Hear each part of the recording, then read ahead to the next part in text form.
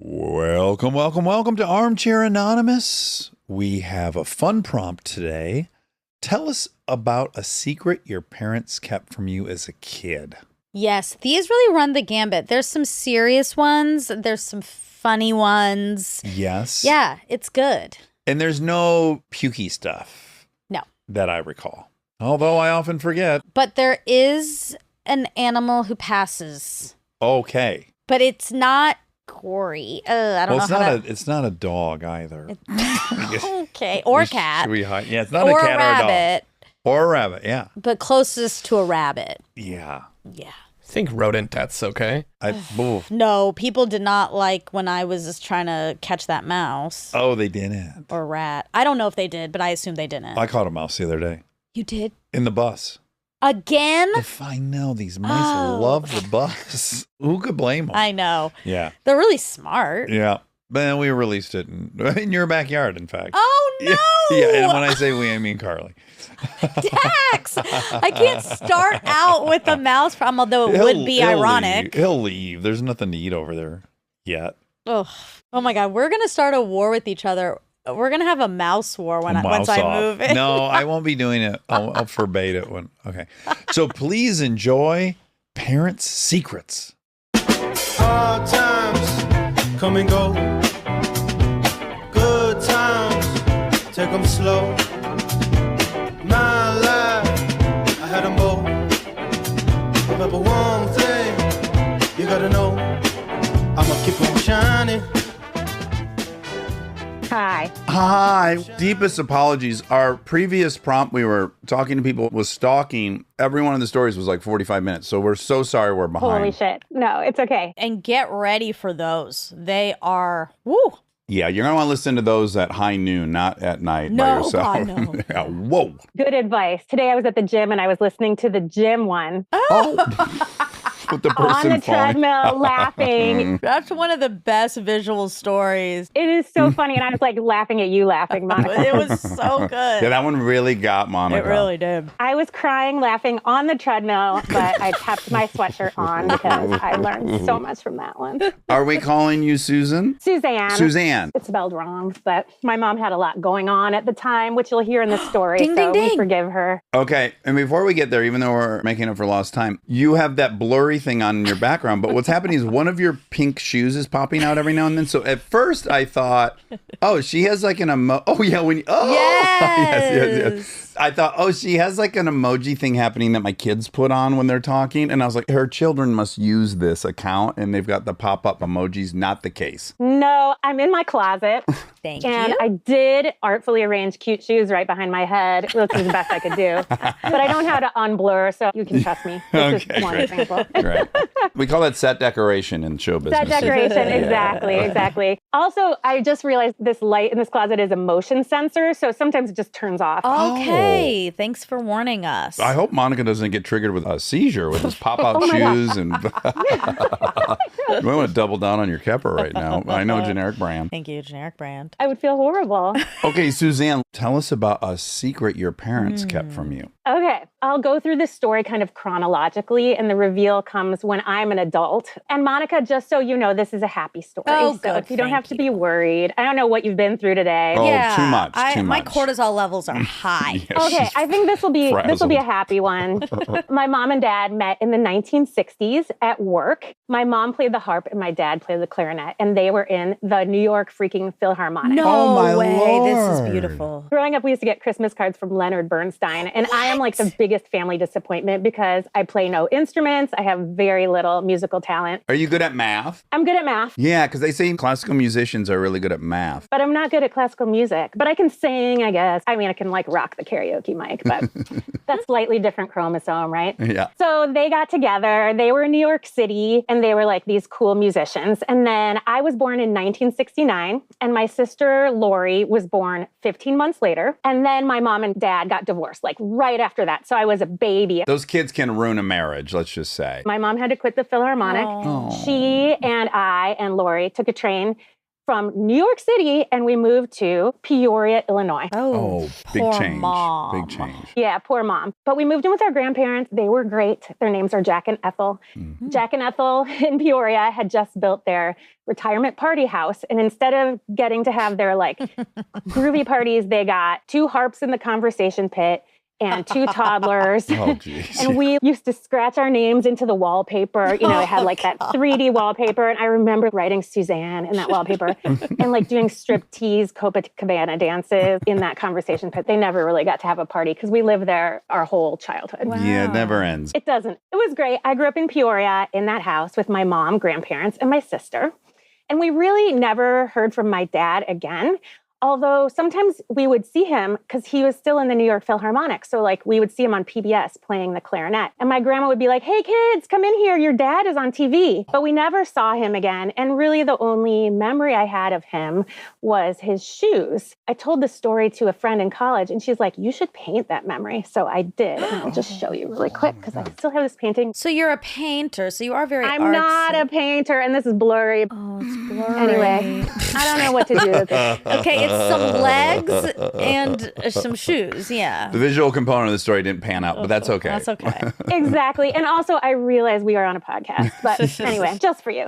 So my sister, Lori, 15 months younger, we were complete opposites. And we used to fight all the time. And it would always come out like, I think you're adopted. And one time, just to get me in trouble, my sister carved the words, Lori is a asshole onto her own bedroom door. Oh, self-aware. I mean, it was totally to frame me. I was getting a spanking. That's very Machiavellian, though. I got to applaud Lori. I didn't even get it. It was Right. so dark. Wow. She framed her. I am pretty proud of her. That was a good move. And then when I was growing up, my mom, who was pretty quirky at baseline, did a couple of really weird things that in retrospect were maybe like clues to this secret. So I'll tell you 2. I have a sniff of the secret. I know. Do you want to whisper to Monica? No, I don't She want hates it. that. I like She She it. hates that. I know. Yeah. I learned that today. Yeah. So weird thing number 1, when I was 19, I was living in Peoria, but headed out to a girls' weekend in New York City. And my mom was like, hey, while you're in New York, why don't you look up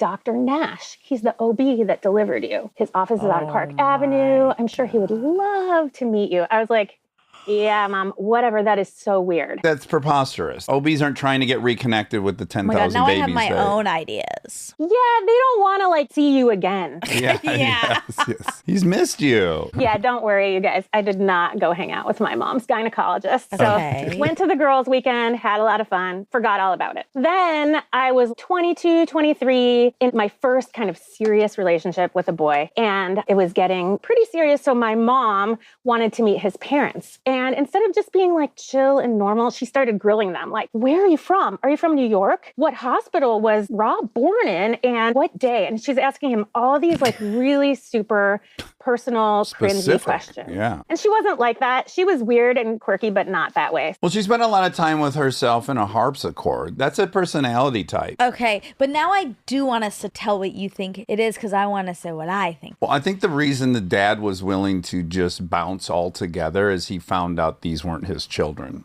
Right. Is that your guess? I think there's more. You guys are good. You guys are good. When I tell this story at parties, people are just like, ugh. That's why I resist doing it, because I don't mean to take the Exactly. fun out of your reveal, but I'm such a fucking skeptic that thinks everyone's conning everyone. I pick it up quick. I don't know. And this topic is parents' secrets. So there's got to be something. Huge clue. So she's grilling the lover, which is uncomfortable. And she's telling me to meet the OB, which is super weird. And I didn't put this together until years later. So now we're going to skip forward 20 years. 20 years. I'm 42 years old at this point. My mom was sick. She actually got cancer and she was dying. And she sat me and my sister Lori down and she told us this big secret that she had kept her whole life. So here's what I know.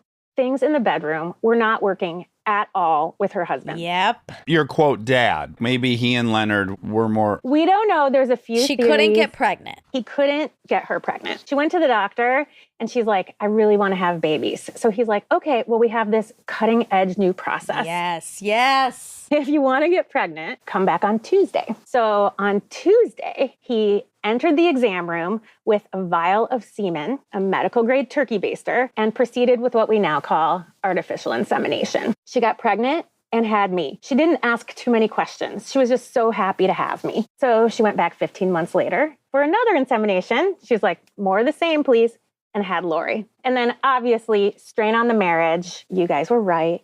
Walked away. And she always kind of suspected that somebody in that office, Dr. Nash or one of his partners, might be our biological father. Yes, that's supplied very the common sample. of this time. There's been a lot of podcasts about this. Well, Race to 35, we had this exact story. Yes, and there's a lot of scandal and lawsuits and people meeting each other. So that's where my story continues. But this is a happy story, so we're not mad at anybody, unlike some other people. You can see that I'm like a happy person.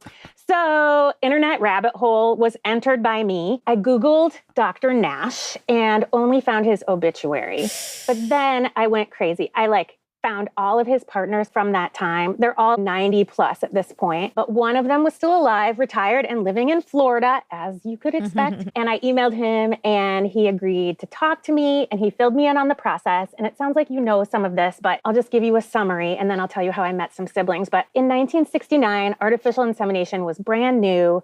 There were no sperm banks. There was no donor registry, nothing. So the doctors were the sperm donors. Yes. Really quick, every time I've heard this story roll out on a podcast or in a documentary, I mean, it's obviously wrong in a lot of ways, but at the same time, I can wrap my head around the fact this woman really wants a baby. I'm a fucking doctor. There's worse sperm donors. She wants a baby. I have sperm. You could think it was an act of generosity. I think it's positioned a lot of times as an egomaniacal doctor who wants tons of replicas of themselves out there, but I don't know that that's my total conclusion on it. After learning all of this, I agree with you. And you're right. There is the other side of it too that we've heard a lot about. There's a lawsuit in Washington right now with one of the OBs nearby. Well, because a lot of times they tell you it is a sperm donor. They lie and then they just go jack off in the bathroom. There's almost That's bad. Yeah, there's almost a cutoff. In the 90s when the infrastructure was there and blah, blah, blah. But in 1969, it is a little bit different of a context. Yeah, but they need to just say, hey, this is mine. Yeah. Yeah.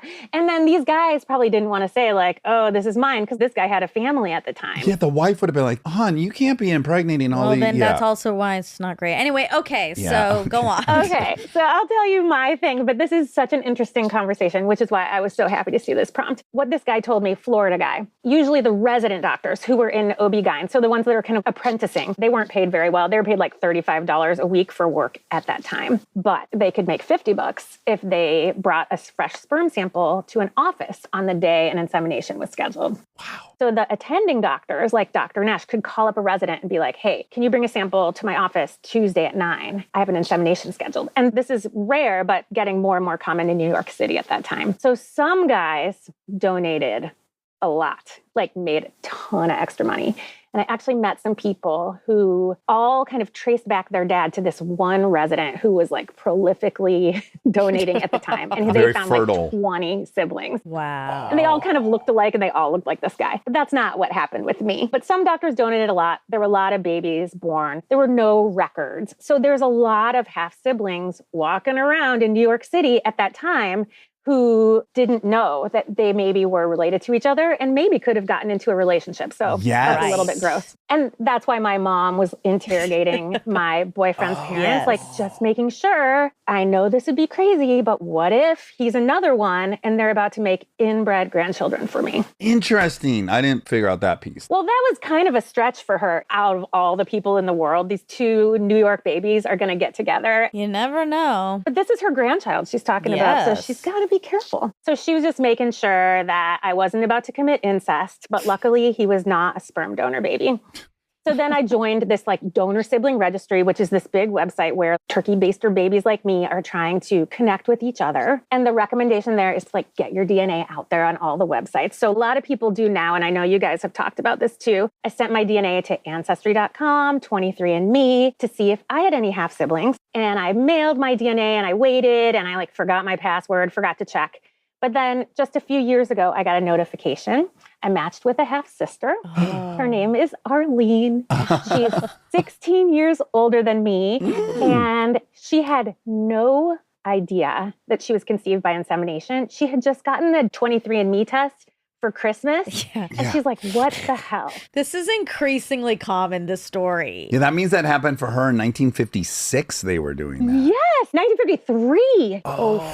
Crazy, crazy time. So I talked to her. We kind of like put it together. We met in New York City. We went to dinner and she was like nonstop talking with her hands the whole time. You guys were similar. Yeah. And my kids were there. They're like, yeah, I think you guys are probably related. And really quickly, does that feel immediately connected? My children have very little interaction with any of their cousins because of where we live. And my cousin Justin bring his kids over. It's undeniable. They know they're related. It's so weird. You know, it's hard to know the placebo effect mixed into here because we kind of knew that we should be alike, but we did think we were alike. Oh, and I sent Emma a picture. Oh, great. There's more of us, so there's a little more to it. But the thing I think that was the most alike between the two of us is that we both immediately thought that this was like a positive thing. She thought her dad was her dad her whole life and knew him. But for her, she was like, this is cool. I got more family. Everything is good. Wow. So the optimism. On some level, you could go like, okay, once you find out that the dad wasn't your dad, somehow that would erase the fact that you had been abandoned by your father in your mind for 40 years. Like, but that can't happen, No, it right? You still can't just like hurts. clean the slate of abandonment. I have been thinking about that because someone like me could grow up and think, oh, you know, this guy never even wanted to meet me. And I do remember thinking when I acted like an asshole, I'm like, well, he must be an asshole. So that's like where I got it. Yeah, sure. But I had a pretty good life. And you had grandpa, obviously, was a father figure. Yeah, I don't think I have the dad part of the story that other people in this situation might have. I had it pretty good. Being raised by your grandparents, 5 stars. Highly recommend. Oh, Yeah, yes. I know. When I'm a grandparent, I definitely want to like help out. Now as a parent, I'm like, oh my God, how did they do this all over again? Right. But for the kids, it was great. I mean, I probably have some issues. I'm a little scathed, but not majorly scathed. So we looked at Dr. Nash's obituary again, and he was in med school in 1953 at Columbia. That is where and when Arlene was conceived. And then he worked at Lenox Hill Hospital, 1969. We know that's when and where I was conceived. And then the obituary was like, he had a warm smile, sparkling eyes. Everybody loved him. And we were like, oh yeah, that's definitely our dad. It's like a horoscope, kind of. Exactly. I'm like, oh, I'm reading into this. Like, he lit up a room. I'm like, oh my God, that's totally my. So then Arlene and I went down the rabbit hole of Ancestry.com. And eventually we figured out that his grandparents traced back and were related to us too. So we were almost positive it was Dr. Nash. So from there, my internet stalking skills really came in handy. You know, in an obituary, there's a lot of information. And one of the things you can find out is their kids' names. So he was survived by these 2 adult daughters in New York. And, you know, it listed their names and their husband's names. So then I found their wedding announcements. Then I found where they worked. And then you guys, I fucking called them. Yeah. Were you scared? I was so scared. Yeah. And I actually started with an email. I'm like, I swear I'm a normal person. You can Google me. I'm not trying to scam you. I don't need a kidney, but I think we might be related. So like, could we meet? And they did not at all know that their dad was like donating sperm at work, but they did agree. Oh, they did, because I was going to point out the context is so different. With the other sister, you guys are both in search of something. These people, in a weird way, you're like, Dad, why did you go do, you know, it's, Yeah, it's so only opposite. disruptive. Well, unless like now you guys have a great relationship, then that is additive. But they got to be pretty confident people Exactly. and well-adjusted to think this is a win for them, that Yeah. their dad was out knocking women up. And then you have all these half siblings everywhere. Yeah. For Arlene, he was kind of a kid. He didn't have a wife and kids yet, but his 2 daughters are older than me. So I didn't know, and my mom didn't know, but he knew he was like a married guy giving sperm Yeah. to a person at work. So it could be super awkward, but you guys, it's not. We love each other. Aw. And Emma has the picture of the 4 of Oh, us. that's so sweet. So when I tell the story, I always say, like, they sent in their cheek swabs to confirm the theory. And now I have 3 new sisters, and none of them is an asshole. Oh, Wow. wonderful. I think this guy was a very generous, good person Yeah. because every sister is nice and Yeah. kind and generous of spirit. And his daughters agreed. They're like, this is totally the kind of thing Dad would have done. He loved people. He loved babies. He was an OB-GYN. He always wanted people to get what they wanted. We saw his office where he had pictures of all these babies, even though he had already passed away by the time we got to see it. So it was actually like a really happy ending. The only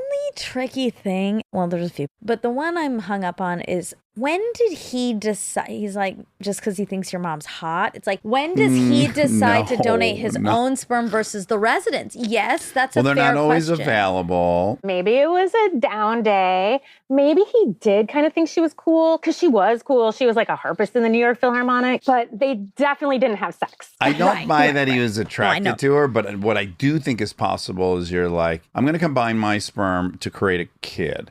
So probably I'm not giving my sperm to a junkie that comes in. Why? Like I do still think you'd have some bizarre primitive notion that my offspring need to be taken care of. So you would be selective a bit if you were in his situation in that moment. Yeah, I don't know. I just think that part's interesting. Okay. I wish we could ask him. Or he's like, well, the resident didn't show up. She's ovulating. Shit, I gotta get this done. But are you and your sister biological? Lori did a DNA test too, and she and I found out that we are half sisters. And then she found her donor, who was like another OB-GYN, I think a resident during that time. So she didn't get the same sperm that I did, even though my mom kind of wanted that. And I think that was like a good call by Dr. Nash, because he didn't want to like have a whole family with this lady. Yeah. Yeah, but also this, okay. Interesting. Wow. I know. You're uncomfortable, Monica. I'm not uncomfortable. I'm just uncomfortable with the fact that your mom thought something was happening and it wasn't. That feels unfair to me. For her. It's weird. I can't imagine this as a patient now. There's like so much more disclosure. She said she didn't really ask that many questions. Right. Yeah, when you want something, you're not trying to poke holes in it. You're like, I want a baby through hook or crook. I'm not trying to talk myself out of it. Exactly. Like, well, I get to ask 3 questions at this thing. If I ask too many, I'm not going to get what I want. Yes, that makes sense. Yeah, this is kind of a very positive story. Other than that you thought your dad didn't care about you. That part's still probably a bit unresolved. Yeah, he was kind of painted as like an asshole by my grandparents. I think they probably knew what was up because they were like, oh yeah, don't worry about him. We got you. My childhood was actually 5 stars. Well, Suzanne, this was awesome. Yeah, thanks for sharing. Nice to meet you guys. Okay, Bye. take care. There's a lot to glean from that. You get to choose how you Of course, react how you to look things. at life. Yeah. You're in the driver's seat. She's the hero of her story, not the victim of her story. Hi. Hello. Where are you in the world? I am in a suburb outside of Toronto. Oh, wonderful. We are nice neighbors to the north. And you have a lot of wonderful eclectic clothing. I Yes, like. you have a vibrant aesthetic. I like bright colors. They look good on me, so I'm not going to lie. I'm not even going to pretend. Greens and purples are my go-to. Yes. And did you grow up in that area? I did. The story takes place in this area. Oh, so it does. I haven't gone too far. I did go to school in the States, but I came back Where? all the way to Buffalo. Oh, wow. You were like, no, Buffalo's not for me. I loved Buffalo, but when I was in school, it was right after 9/11. So staying was kind of out of the question. It was kind of hard to get visas back then. So I had to come home. I got you. Okay, so your parents kept a secret from you. They did. And this takes place here in the suburbs back in like 1988 or 89. Okay, great. Don't really know when. I was 8 or 9. Monica was 1 or 2. I was coming home from school. It was a short walk. And when I turned the corner, I noticed there was police cars in the driveway. And I was like, oh, shit, this is not good. We live in a very upscale suburb. So not what I would be expecting to come home to. And I'm panicking. I'm like, uh-oh, did something happen to one of my parents? Was there a heart attack? So I run in the house. Immediately when I come in, I notice the house is a disaster. Chairs are turned over, things are askew. And I finally see my mom and she's like, the house was broken into while we were at work. And I was like, what? This doesn't happen here. What's going on? And she's like, go check your room and see if you're missing anything valuable. Valuable being the key word. I'm 8. Yeah. Your Cabbage Patch Game doll. Boy. Yeah. Yeah. So I go upstairs looking for the one key thing that if it was gone, I'd be devastated, which was my Raggedy Ann doll, which I took everywhere with me. But luckily it was there. My sister checked her stuff. All of our stuff was there. Obviously, we didn't have anything of value for the thieves to take. So I went downstairs and we chatted and I was like, no, there's nothing missing. So after we've had a couple of hours to kind of digest with everything's going on, I was like, oh, we haven't checked on our pet guinea pig. Backstory is my father never wanted dogs. Oh my God. Don't do it. We're all thinking it, but okay, let's keep hearing it. So we have guinea pigs because my father did not want a pet dog. He said it was too much work. Let her. We go look over where the cage was supposed to be, and the cage is empty. And I was like, Mom, what happened to Poppy? Poppy being the name of the pet guinea pig. It had beady red eyes. That's why it got its name for Poppy. Anyways, she was like, oh my God, the robbers must have taken it in the robbery. And I was like, why would the robbers take a guinea pig? Okay, so you already thought this you is were weird. suspicious from the jump? Yeah, because I was like, really? And my mom's like, maybe they had kids that really needed a pet. And I was like, okay. But I trusted my mom. Okay, really quick, Christine. I'm just imagining like there was a real robbery. How quickly into this was your mom or dad like, well, look, God gave us lemons, but we've got a real opportunity here. I wonder how long into processing the fact that their house had been burglarized before they're like, fuck, we could get rid of this guinea pig right now. I think the whole you think a different thing? I think the whole You think even thing. the raw? That's Yes. That's the fraud. Okay, all right, let's Okay. continue. I love think the they idea made though it of them look like a robbery. walking through all the house, like, are your jewels here? No, they're gone. Oh my God. Okay, my tools are still here. And then like Yes, you get in the that's- kitchen, like, oh, well, this is very upsetting. They hired the Oh my God. ambulance guy, and then they okay, go on, please. So through high school, through university, I would tell the story because I'm like, you would never believe our house was broken into, which was first a weird thing for the area. But I was like, they stole our guinea pig. And my sister and I would repeat this story to people. And there were times when I was in high school and people would be like, there's no way they stole your guinea pig. And I'd be like, ask my mom. And my mom would back up my story that the guinea pig was stolen. And I was like, see? And people were like, that's just so weird. And I was like, well, if my mom's still validating my story, it has to be true. So come to like when I'm 30 and I'm retelling the story at our cottage with a group of 5 of my girlfriends. And my mom's sitting there listening and she's like, Chris. Really quick, are we drinking? Is mom tipsy? She could have been. Who knows? We're always drinking at the cottage. Sure, of course. That's why you build a cottage. For no other reason. So she's like, Chris, I really, really should tell you something. And I was like, what? She's like, the guinea pig wasn't stolen in the robbery. It died in the commission of that crime. Oh. And I was like, I'm sorry, what? She's like, yeah, when I came home, the cage was knocked over and I guess it had gotten out, but then it was laying dead in the hallway when she came home. Oh no! That's this is much sweeter of your although parents. now we're already on a foundation of deception. Is this part 2 of the story? She's like, well, she's no longer buying this. How do we? Oh, So she tells me this, and then one of my friends who just happened to have my mom as a professor in college. It was a random fact. I met her after the fact, and then she saw my mom when we came up to the cottage. She was like, hey, wait, you were my professor? Oh my God, weird. Wow. Okay. And she's like, this story sounded familiar. And I was like, what do you mean the story sounds familiar? I'm just learning this. And she's like, your mom used this story as an example in her organizational behavior class on decision making. I actually got it from my mom because I was like, I'm sorry, you used this as an example of a moral dilemma, a situation Jonathan where Haidt. a person is required to make a difficult choice. The example involves whether you lie to your children to minimize the trauma of a break-in and tell them their guinea pig was stolen versus die. Or tell them the truth and hope that they can cope with the news. So basically, my mom had decided in that moment that she'd rather not have us have 2 traumas in the day, just a singular trauma. So she lied to us for almost 30 years. Okay. Trying to that protect makes us. sense. And she probably thought you were 8. You'd forget about that. And then Yeah. apparently you've been talking about it for 30 years. She knew I was still talking about it in high school. Well, so is she. She's teaching a class on it. I That's mean, everyone's true. kind of can't move on. To further that, she was like, I would tell my class that if you ever saw my children, please don't tell them this story. Oh my God, this is incredible. It is. Wait, I am sad though that the whole robbery wasn't made up. I know. I wanted the dad mostly to go like, we've got a golden opportunity here to get rid of this. That would be really bad. But that's what happened on. I Remember know.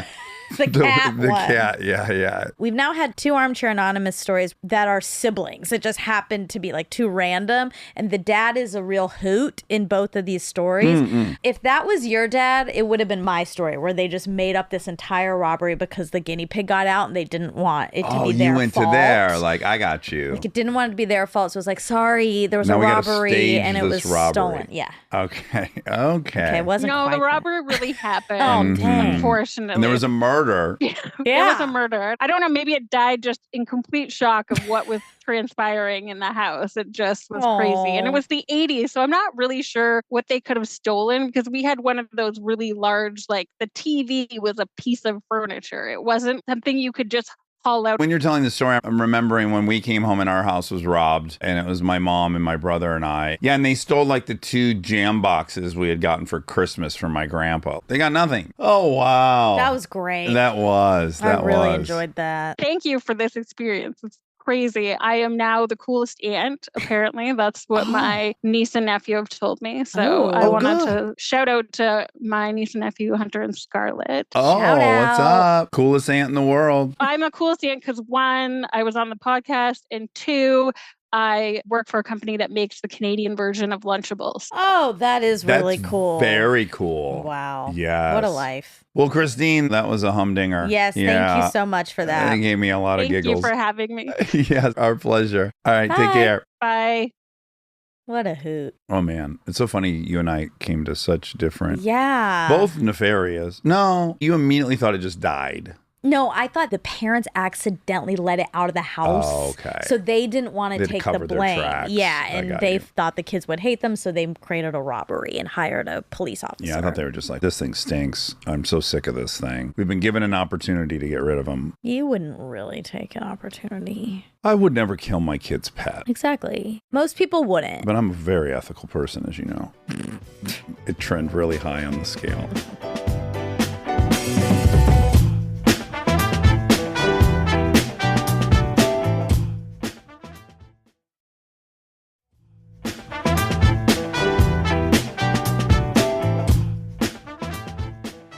Here's Dwayne. Dwayne Johnson. Wouldn't that be great? A That would celebrity be called so them. We've great. said that before, I guess. Just to shit talk your gym. Yeah. Hi, Dwayne. Good to see you both. Yes, it's Dwayne, yeah? It is, yeah. And where are you? I'm in Burlington, Ontario, which is about 40 minutes west of Toronto. Yeah, this is going to blow your mind, or maybe it won't. We just talked to Christine in the exact same spot. We had no Toronto. Canadian callers, suburb of Toronto, and now back to back. That's funny. Maybe it could be a meet Maybe, cute. this is what we could Are you deduce married? with our very small sample Yeah, set. married. Canadian parents are deceptive. Let's proclaim that. Okay. The Canadians, as nice as they are and as friendly and polite, they lie to their kids. Yeah, and this one's a weird one. Oh, good. So we had a cottage when I was growing up, and it's about 3 hours north of Toronto. We were on this really small lake, really, really remote. I had lots of great memories there growing up. Like we water skied, tubed, all that sort of stuff there. Like life's the best life, period, right? It's number one. Yeah. We were a single income family. So, we didn't take like big trips anywhere. We had the cottage. We shared it with my grandfather. That was like every summer was going up. So fast forward to maybe 10 years ago. So I was around 30 at the time. And I found out that the reason that we bought into the cottage was because someone was murdered there. Oh, wow. Wait. Oh, wow. we need more details. Well, we just ended it there. We're like, oh my God. Thank you, Dwayne. Have a great day. Okay, what? The cottage was originally purchased. It was my grandfather. He was a policeman. It was another policeman and a real estate agent. Her name was Maureen. And from the time that I was born, it was only my parents and my grandfather that I knew owned the cottage. And at some point there, I found out that there had been a third owner before. My parents just kind of said, yeah, somebody else used to own it. We bought their share, and that was kind of the end of it. And then I find out that the woman who had originally found it, which was Maureen, she was the agent, she had gone up there with her boyfriend. They had been drinking. Apparently, they got into an argument, and he murdered her with a rock. Oh my God. Very rudimentary. Crime of passion. Very primitive. Ooh, crimes of passion for a prompt. Okay. Okay, so they already all owned it at that time. Yeah. Ooh. Yep. Okay. Okay. So my parents didn't own it at that point. Yeah. It was just It's a my grandpa. grandfather and the other two there. My parents had gone up there before. My dad's pretty handy, so I guess he had done some work at the cottage. And I guess the rock that they used on the door to sort of prop it open there, he had walked past that I don't know how many times. That wound up being the murder weapon. So it was something in his periphery all the time. Jeez. So she was killed in the cottage. Yeah. So I think it was 1981 when she was murdered. I tried looking for any kind of news story about that. Can't find any more details. But yeah, they got in the argument. He murdered her with a rock. Apparently, he stuffed her under the bed and made a run for it. I don't know how far he made it down the road, but the car caught on fire. I think he might have set the car on fire. Police got called out there. And again, like we're super, super removed. So the next sort of major city, if you know Ontario at all, it's about halfway between Huntsville and North Bay. Police get out there. They wind up going down this very quiet road. They go door to door, trying to figure out whose car that was on the road that had been set on fire. They get to the cottage there, and I guess they find evidence that somebody had been murdered. There was blood spatter on one of the walls there, and that's how they figured out there was a crime. Wow. The guy wound up, he hitchhiked back 200 miles, which is back to basically where we live. It's like 2 towns over. But he hitchhiked back like 200 miles in the murder clothes that he had been wearing. Oh my God. Yeah, and probably still intoxicated. Probably. Yeah, Oh my smelling like booze, covered in Murder blood. Hop clothes. in the car. Murder Clothes is kind of a cool band name. Murder clothes. That is nice. So in 1981, now this is where your guys' politeness might be problematic because 1981, nighttime, pick up a guy, he reeks like booze and he's got some blood, maybe not give him a ride, but he got a ride all the way back. Again, it's super remote out there. So to find somebody just kind of wandering at the side of the road should raise a few red flags. Yeah, highly suspicious. So we had the murder there, and I didn't know about it till maybe 10 years ago. My sister had somehow found out about it, and we were just kind of having a conversation one day, and my mom brought it up, and I said, like, what are you guys talking about? And my sister's like, yeah, I knew about the murder. Did you not know about the murder? I was like, no, I had no clue about this. Brothers sometimes don't know. Did you feel insulted? Like, oh, they thought I couldn't handle it? No, and I'm not even really sure why, because I know like my sister would be the one that would not be able to handle that. That would totally freak her out. I'm really not sure why they never came forward with it to me. Yeah, because my previous house, I found out that the owner had been murdered in it, and it didn't bother me at all. Yeah, I hated that story. You hated it, and I was like,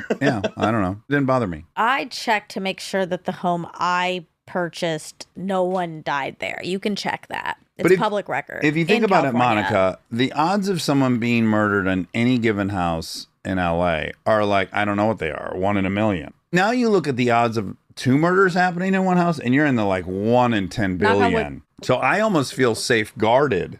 Not me. Okay. Ghosts and all Yeah, kinds you're probably of stuff. fine, right? Is it still in the family, the cottage? So no, the idea there was that it was going to be an investment property. I graduated high school in 2002, so my parents sold it off, and it didn't cover university like at all. Sure. Yeah. Market just wasn't what it was. My wife and I just purchased a property 2 lakes away from where our cottage was. I've got 2 boys now, and so that was my thing, was like, yeah, we're going to the cottage. We only have a trailer on the property right now, so there's definitely no weirdness, no murder scene, nothing like that. Sure. Yeah. Do you Knock think on your wood. parents, when they sold it, had to disclose that someone was murdered there? I think you might have to. What I think might have happened is Maureen was the previous owner who was the one Right. murdered. I don't know if you have to disclose the Ad infinitum. immediately previous. Yeah, Right. I'm not sure. How many murders away before you have to stop saying it? Yeah, after a few owners. Okay. Wow. Yikes. The other kind of weird part about it, again, I didn't know this growing up, and this one probably makes a little bit more sense. Because my dad and my grandfather were both police officers, some of the furnishings and some of the finishing touches in the cottage itself came from crime scenes. Oh. Oh my God. One of the pieces of furniture we had, it was a really long table. It was probably like a 7-8 foot long table, just a sort of plain piece of wood. And it had like a long shelf underneath. And it was just an odd design. It wasn't made in a store or anything like that. Well, I found out that the table there was actually a massage table from one of those like illegal rub and tugs.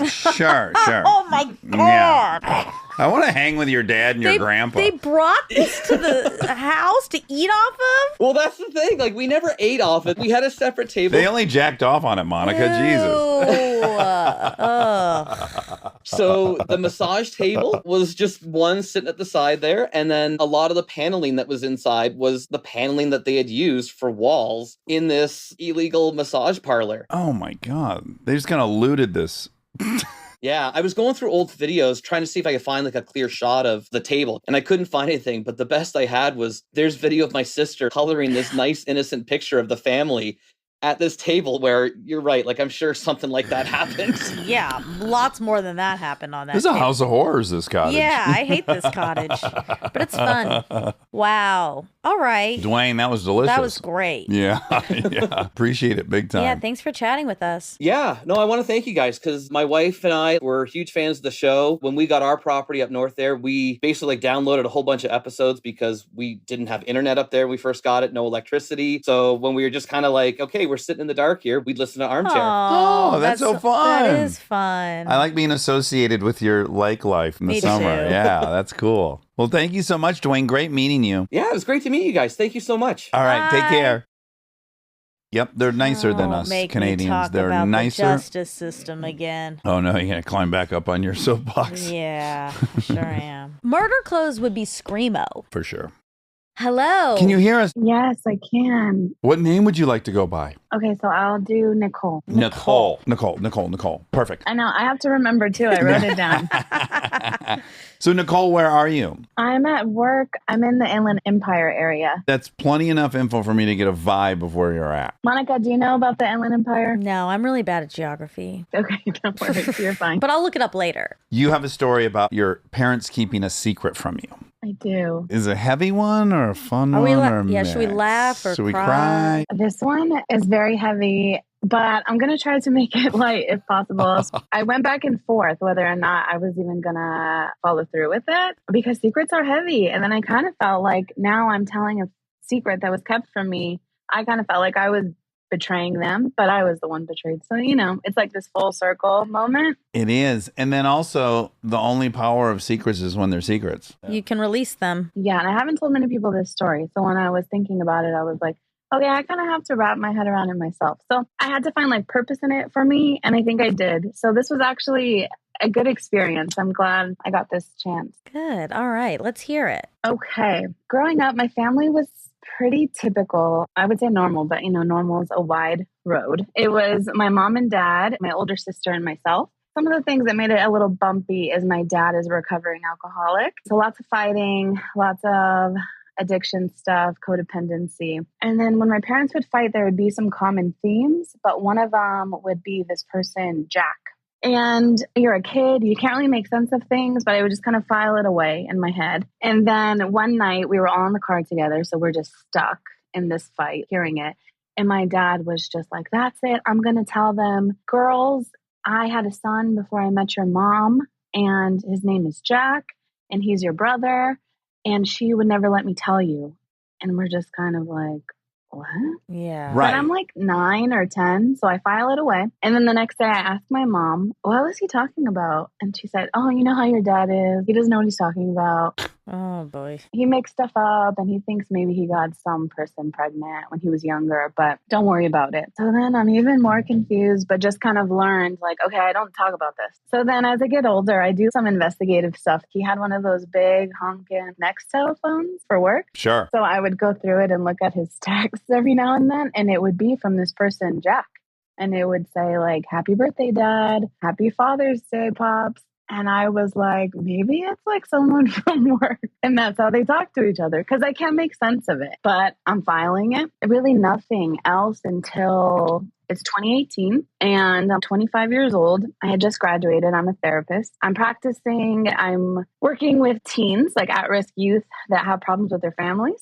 So I'm doing family therapy. And then I started thinking, I wonder if I'm Googleable. So I Google my name because I'm like, I wonder what these teens would see if they Google me. Right. But I have a very common name. So it was like a very niche search. Like only I would be able to find myself. So I'm on Google and I'm on that page where it shows your addresses, your phone numbers, and possible relatives.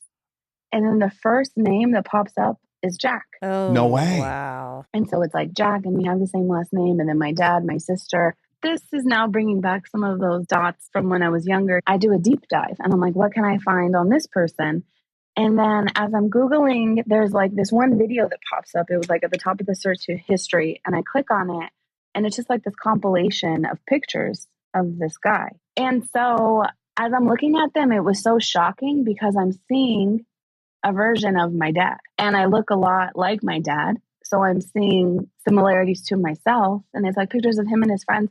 And then there's this picture of a little boy with like his arm around my dad. This picture is kind of like etched in my mind. And then I just like lost it and I'm like sobbing because all this stuff is not making sense. And then there's pictures of him, my dad, and my grandma. And then him with my cousins. And age-wise, really quick, are you able to tell from these pictures whether Jack is older or younger than you? Yeah, he's older. He's like a 30-year-old man that I'm looking at. And I'm mid-20s, but like late 30s, I would say. And so I click out of the video because I'm like, what is this? And then the heading of it is like, rest in peace, Jack. Oh, no. Gosh. Do I have a brother? Did he pass away? Like a lot of information all at once. It's like 9 p.m. So just naturally, I just jump in my car and I drive to my parents' house because like I need to know now. And so I get to their house, I throw open the door and I'm just like sobbing. And my mom's like, what happened? Did you crash? Because that's what she always thinks. Yeah. Like I crashed and then I drove 30 minutes. And then I just say, who's Jack? And my dad's head kind of drops and his shoulders drop. And he's just like, oh, how do you know? And I'm just like, who is he? And he says, he was my son, but he passed away last year. Oh, my Lord. And so he takes me outside and he tells me the whole story. And my dad is very larger than life, lots of emotions. Even if he tells like some neighbor's story, he's like, can you believe it? And in this moment, he was so calm. In our therapy world, we would say he was like intellectualizing, you know, like almost telling a story like as if it was the news. Like, okay, well, when I was about 19, I was dating someone and she got pregnant and then we had Jack and I met your mom and we got married and she knew him and loved him and everything was okay. But then we had you two and things kind of changed for her. She said, I don't want them to know him. Wow. Interesting decision. Yes. So then I'm kind of sitting with it. At the same time, just like my heart is breaking for my dad. Like this is explaining this is a lot. so many things. Always thinking of him as like so angry and why does he always need all these things? Because he was addicted to like lots of stuff over time. He would even be addicted to like that nose stuff, the Afrin. Oh, sure. Oh, yeah. Anything that you could overuse. Then he's saying, like, I kept in touch with him. They actually lived not too far from us. My dad's telling me Jack also struggled with addiction and drinking. And so he had a family of his own, but he called him one night in 2017 when he was like drinking and he was out of state. He was really upset. And my dad was just like, you need to stop drinking, put your phone away and just like go to sleep. Because my dad had been in AA for like years. He's been through this. He just was like, you have to keep yourself away from yourself. Like you're going to cause problems. Don't make any decisions. So he tells him he will. And then my dad said he couldn't sleep because he just knew like something was going to happen. And then he didn't hear from him and he passed away. Gosh, it's so sad. Heartbreaking. The most shocking thing is he's just calmer than I am. I'm like crying the whole time. And then he said, and then your mom organized everything. She put the whole funeral together. And he's like, I was there, your grandma, your aunts, your uncles, your cousins, and your sister. And I'm like, what? Oh. My sister. Oh, I would have been so pissed. I would have felt very betrayed by that part. Me too, Yeah. Me too. Yeah. So that's when it kind of became a whole nother level of confusion and just like more hurt. Like, what is wrong with me that I can't know anything? Right. Yeah, why am I the only person this is being kept from? And then I said, how could you tell her? How did she know? And he's like, I didn't tell her. She found out on her own, like how you're finding out. You have to talk to her about that. But she knew him and she had like her own experience with him. That feels so unfair to you that you didn't get the opportunity to know him. No, I agree. And so I finished my conversation with him, like knowing there's a lot more to come. This was just kind of scratching the surface. I don't talk to my mom because like I can't go there right now. And I leave and then I drive to my sister's house. And I'm just like, I found out about Jack. And she's screaming. This is the part that when I think about, it cracks me up.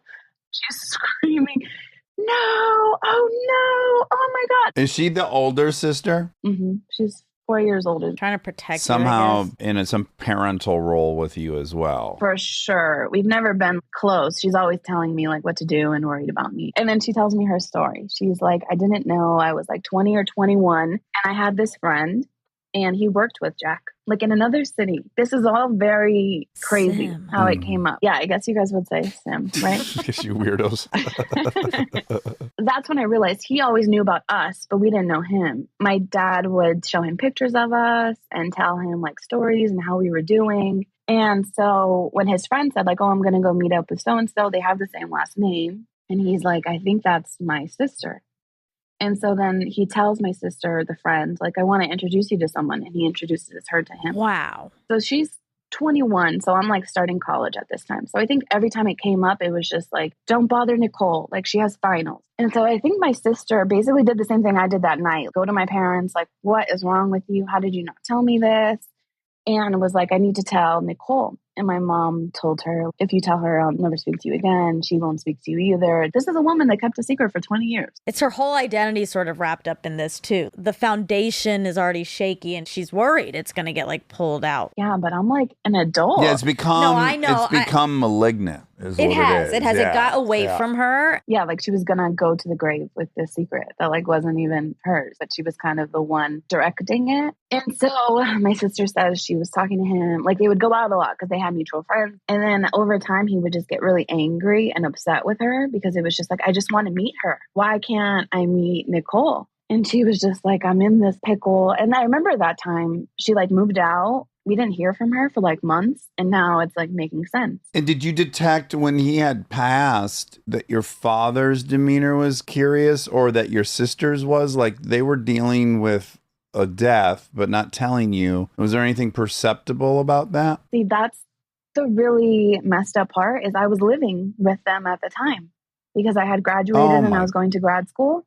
So I was living with my parents and I did not know any of it. Oh my God. God. It's very harmful. I would imagine it's is. making you question what you're missing. What's in life. reality? Yeah. For sure. It's pretty layered. I remember that one day they were dressed up and they were like, we're going to a funeral. It's like a family friend's funeral. And I was just kind of like, okay. And now I'm thinking back, like, was that the day that he's going to his son's funeral? Oh. So then my sister's telling me that when she told him, like, I can't introduce you to her, that he kind of had to distance himself because he was so upset. You know, like, what's wrong with me? Right. Well, his dad Course. already kind of picked another family, and now he's what's so embarrassing or such a He black was also sheep. abandoned because he was part of that family for a second, and then like you can't be Yeah, here. It's pretty awful. So anyway, my sister is telling me like she didn't really talk to him, but they kept in touch, but he was just kind of going down a bad path. And then, no, I don't think anyone expected him to like pass away. I think they thought in time you'll meet him. Right. I was just gonna ask about your mom. I mean, I'm like dying to know how this has resolved with her, if it has, if you've talked to her about it. Yeah, my mom is an interesting person in and of herself. That's why I was conflicted on sharing because there's really no resolution. You know, it's not like, oh, I met him and then now we're all a big family, like you said. And when I spoke to my mom, obviously she had her reasons too, but she's like a very defensive person. She gets very anxious. So over time, I just have a lot of empathy for them to be these young people. And for whatever reason to have made these decisions, I can't imagine what was going on for them. I know for my dad, he still says my mom is the reason he's still alive. You know, like he gives her a lot of that credit. Mhm. So I think when he's faced with that ultimatum, it's kind of like, if I lose the girls and her, like I'll probably die. Yeah. I know that's always been his logic. And then for her, if we can be compassionate to her, she's a codependent, linked her cart to a very unpredictable, unstable man that has this other family, and she is now got 2 children, and she is not going to let this chaos take down this thing that she has. And for whatever weird reason, she obviously evaluated Jack being something that was threatening somehow, even though it doesn't make sense to me or you. I have to imagine she just thought that was somehow a threat to the stability of you four as a family unit.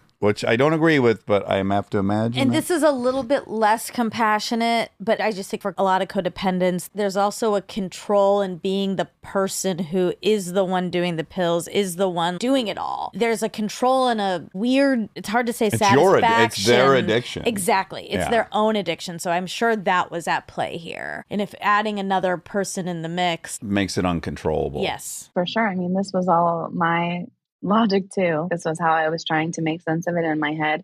And knowing her too, she told me Jack's mom, she had known her, and there's just a lot of chaos, and she thought it could pose a threat or be kind of dangerous. And they all died really young. Yeah. So I think she just didn't want that for us. I think she was hoping my dad would stay sober and we wouldn't have to be touched by like addiction. And somehow that kid in the ex relationship represented the version of him she was trying to make sure never returned. Mm-hmm. Yeah, I mean, look, no one's in an ideal situation making bad decisions. They're in a rough, bad situation making bad, rough decisions. I struggled. I haven't gone to therapy until this year. It was the first time I started therapy because I think I just couldn't open that can of worms. I was just like, there's so much. And then on top of it, like my own stuff now. But I have a child now and I'm like, I have to do this work because I just feel like we're destined to repeat it. Yeah, you can't break a cycle unless you're breaking the cycle. And when I did the work, it all was so overwhelming. Like it's so intense. The therapy program I was a part of, you had to do a lot of work on yourself and kind of like what brings you to this field. And I was like, I don't really know. My childhood was good. Even though I know like it had all of these ups and downs and all of this chaotic stuff. I guess the purpose of why I thought this could be important to share my story is all the families I worked with, there was always some disconnection. And a lot of the time it was secrets. I would say majority of the kids I worked with, a common thing was they were raised by someone who they thought was their biological dad and then they found out it wasn't. Really? Oh, it's so common. You know, another guy came in the picture and the kid was a baby and they didn't know. But then later, like a drunk uncle or a mean older sibling is like, that's not even your dad, bro. And it's usually around like teenage years, like, you know, middle school. And the betrayal, it just severed the relationship. And then a lot of the times these kids went to like gangs or drugs because they needed to find a family that acceptance that they felt like they had lost. My supervisor would always say, I think this comes from AA too, like secrets keep us sick. You're only as sick as your secrets, they say. I mean, the effort they had to go through to keep this from me. I know, that's the thing. Yeah. It's exhausting maintaining all these. Your memory's not even good enough. Your memory can memorize the real shit, but it has a hard time remembering all the different lies. And so I've had to do a lot of that work, just like understanding what a healthy relationship is. Sure. Yeah. Well, Nicole, that's a heartbreaking one, but I really appreciate hearing it. It's so common to grow up in that kind of web of deception and trying to figure out what's real and what's not real, and makes you question your own, if not sanity, just your ability to see what's going on. And that's a very scary position to be in where you're like, I'm not certain what's real. We're all trying to construct some version of reality we can really believe in and maybe predict. And in the absence of that, it's very scary. For sure. Since then, a lot of other secrets have come out too. Like, I think everyone just feels kind of relief. Now everything can just slowly come out. What I will say, and this is kind of the end when everyone says like, thank you so much for changing my life, right? But I think I started listening to you guys around that same time. I do a lot of self-reflection, and I'm always mentioning Armchair Expert like in my therapy sessions with families because I learned so much from you guys. And I did ask myself, like, what is it that I'm so drawn to the show? And there's just this familiarity for me. And then I realized, Dax, you remind me so much of my dad. Like, he's so like larger than life and talks to everyone and always has so many stories and he knows so much. Probably these past 8 years now, that light he had has kind of like dimmed. That's heartbreaking. Yeah, it is. So when I listen to you, I feel like I get like a piece of it back, you know? Yeah, like a flashback. Mm-hmm. Oh, us addicts.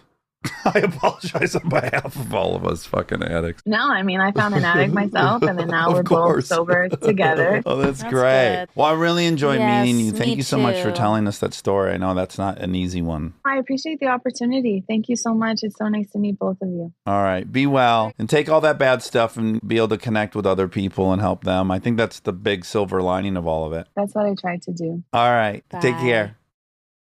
Oh, that's a sad one. That's a sad one. Sad for Yeah. everyone. Everyone lost in that. I know. That's the thing. From my point of view, it's easy to villainize the mom, but I can't imagine the mom was enjoying any of No. that ride either. No. Well, parents have secrets too. Yeah.